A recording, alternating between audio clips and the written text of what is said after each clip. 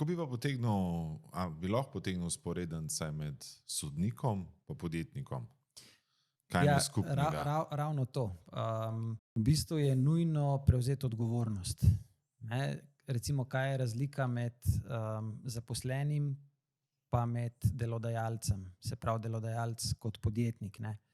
Razlika je v tem, da zaposleni tudi seveda prevzema odgovornost za svoje delo, ampak je to do neke mere.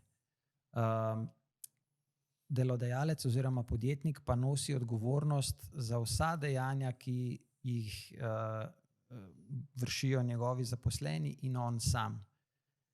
In isto kot sodnik, kot nogometni sodnik, ti nosiš odgovornost za svojo sodniško ekipo. In jaz to recimo dostikrat uporabljam to analogijo, tudi ko se s svojimi kolegi in zaposlenimi pogovarjam, probam sporočiti to, da smo mi ekipa in da če eden zgreši, smo vsi zgrešili.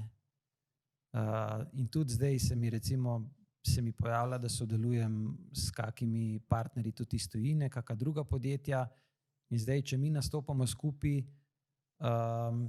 kot izvajalci za eno končno stranko, v očeh končne stranke smo mi vsi eno.